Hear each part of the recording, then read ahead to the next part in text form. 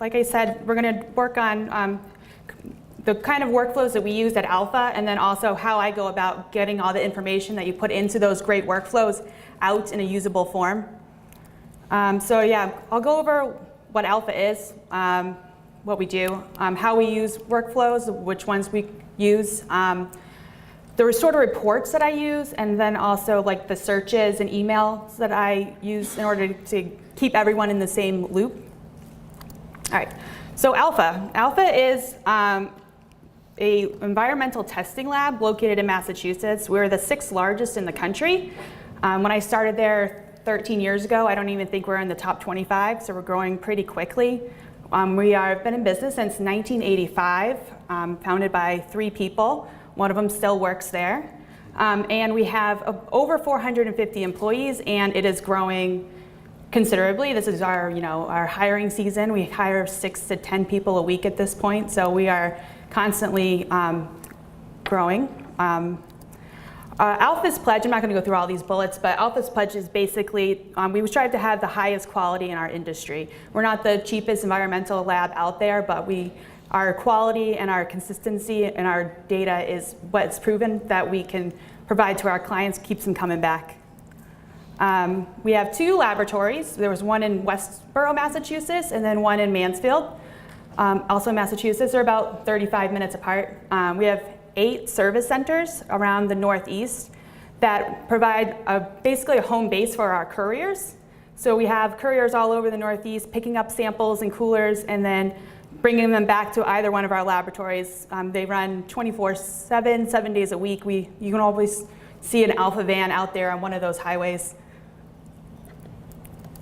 So our Westborough lab is basically for regulatory work, engineering firms, municipalities. We analyze for microbiology, inorganics like cyanide or formaldehyde.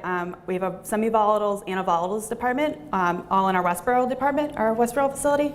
And then our Mansfield facility is more specialized work and like larger volume projects. So it'll be like up to thousands of samples,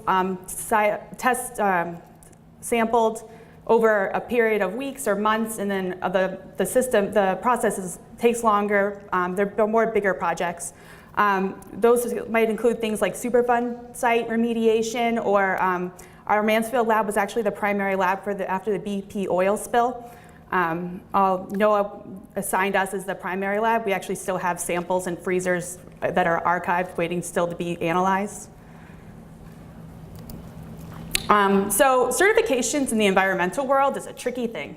So there is a national accreditation called TNI that is not actually accepted by all the states. The states can basically do whatever they want. They can accept TNI or they can have their own certification process. So we are certified primarily through the state of New Hampshire because Massachusetts is one of those states that does not accept TNI. And then after you have TNI certification in a primary state, you can then apply for secondary in any other TNI state, and they'll take your primary certification.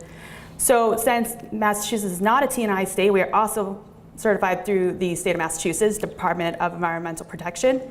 And then we have DOD certification only in our Mansfield lab. And then through DOD, we actually have ISO 17025. So we are bound by a lot of rules. And as a result, we can analyze samples from 36 states. Some of them, like the ones in light blue, don't require any sort of certification, so we can just analyze any samples we want. Other ones might only have a drinking water program, so if they want to send us soil samples, and that's perfectly acceptable. You can know a little bit about me already. I started at Alpha in 2005. I worked in the organic extraction lab preparing samples for organic analysis like pesticides and PCBs. After about 3 years, I moved to QA, haven't left, love it. In QA, my primary roles is I am the Qualtrax administrator. Anyone has any issues, they usually come straight to me. I deal with non-conformance reporting, audits, internal and external, and then I also with those new hires, on the first day, we get them in for Qualtrax training, and then we have ethics training afterwards that I would conduct with all the new hires. So Qualtrax and Alpha, match made in heaven, love it. We kicked off our partnership in 2011. we took about 6 months to put in all of our employees into Qualtrax, upload all of our SOPs and what we call work instructions. We created our NCR workflow and then test for all of those SOPs and documents. And then we slowly added more documents and forms and stuff like that after we kicked it off to our staff about 6 months later. And then last fall we converted to the cloud. So it's a lot easier for especially we have a lot of people who work off-site, so accessing Qualtrax with just going to like a regular website has been a real improvement for us. So while we're here, right now we have about 18 workflows that we use. We started off with our nonconformance report, and we actually had to do a Rev 1 to our nonconformance workflow because T&I slightly changed their language in their CAPA program. So we have 2 nonconformance reports, but only one is live and visible to the staff. And then we have other ones like for equipment information. We're required to have a listing of all of our equipment. So when something comes in, something changes the analysis that we're going to use it for, or it needs to go out for repair. We have a pretty complex equipment information workflows to capture all that information. We have 2 different accident reports. We have, like I said, couriers all over the Northeast. I think we have about 80 of them. Sometimes they get into accidents. So we have an motor vehicle accident report, and then we have a regular accident report for the lab. We have attracting vendor issues. You want to keep track of like you having the same issue with the same vendor. We created one of those. We have certification requests. So we have salesmen who will be like, can we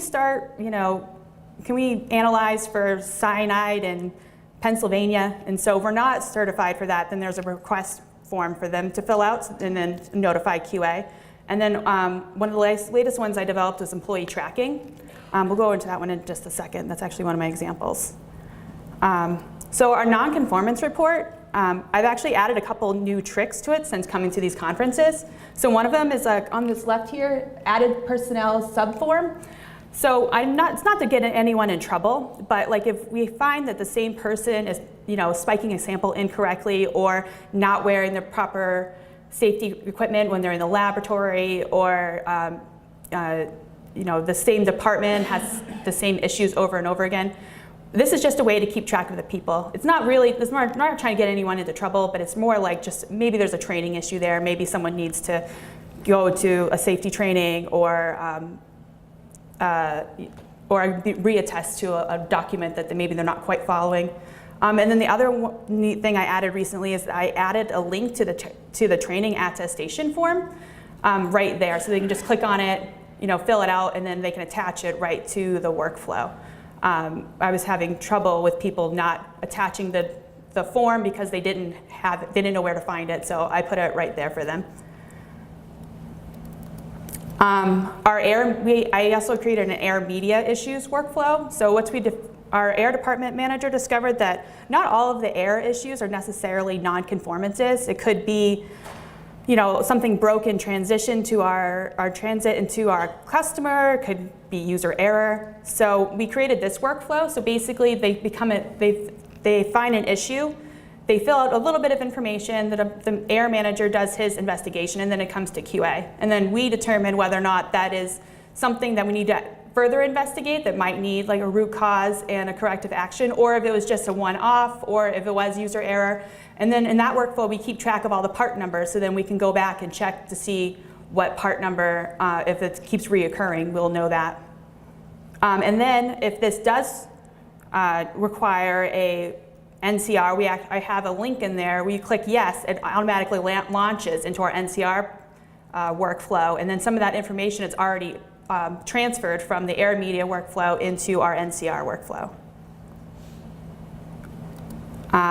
And then our employee position tracking.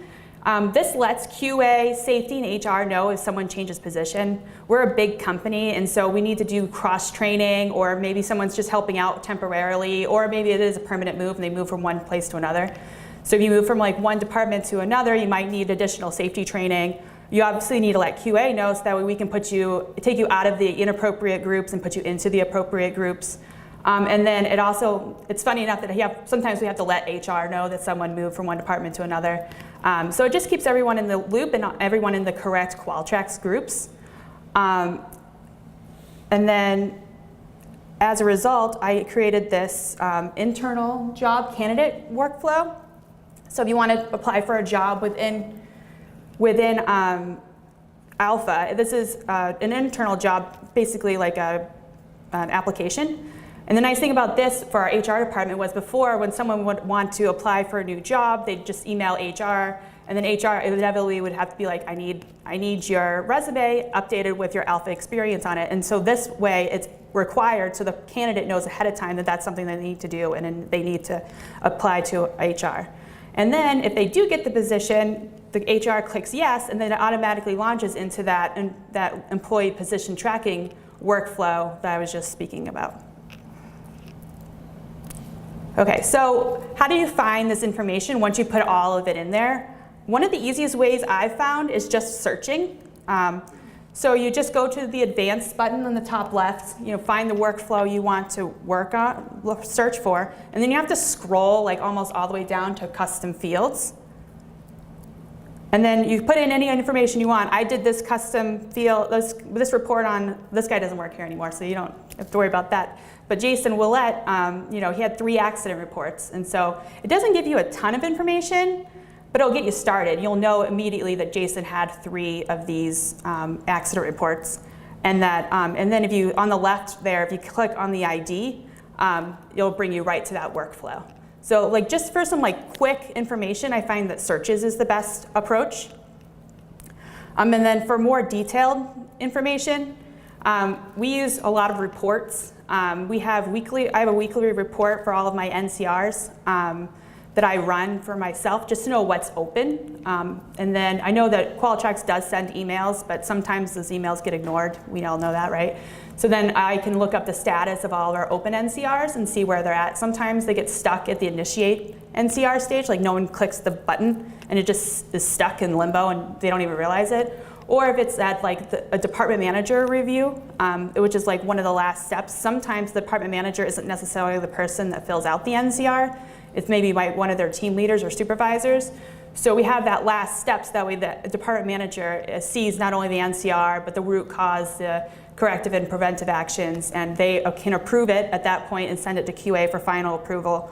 Or if they don't like any part of it, then they have the ability to reject it back. But sometimes they don't realize that it's sitting in their inbox. So I'll run this weekly report, and then if something's super old, send off some like nudging emails that you've got a couple NCRs in your inbox, or sometimes just letting someone know that they have something in there they might not be aware of. We also have a lot of reports for our sales team and project managers. So in that NCR workflow, we have a spot for the customer name, and then the sales rep and the project manager. So if the NCR originates in the lab, perhaps, the customer, the sales rep and the project manager, if those fields are filled in, then they can go and look up their particular client. And then I have to run like weekly and monthly and quarterly reports for upper management for like metrics and things like that. So we also have a ton of email actions, which I find is helpful to keep upper management in the loop. So like, for example, when an NCR is initiated, our CEO wants to know about everything. So I send him an email action. It just gives him a quick synopsis of like which department it came from, which facility, and then the short explanation. It's a pretty quick email.